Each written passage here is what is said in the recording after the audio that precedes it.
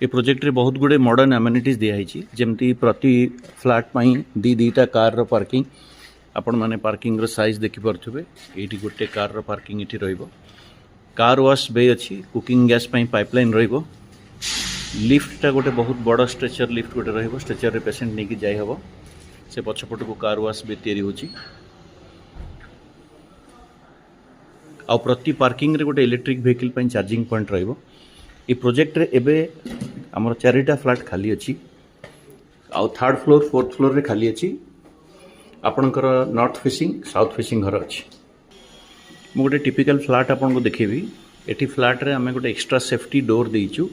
main door को छाड़ी के प्लस प्रति घरे ई जो जगह देखुचंती एठी रहिबो video door phone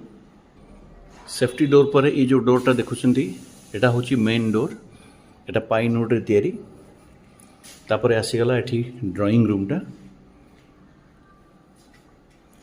drawing room पर ए एरियाटा हला डाइनिंग रूम पर किचन ए पर्टिकुलर घरे किचनटा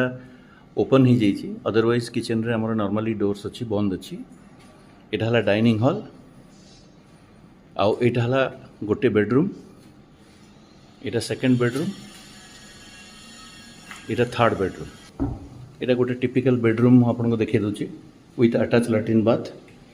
एटा होची गोटे ड्रेस एरिया री लैट्रिन बाथ हेबे लागिबो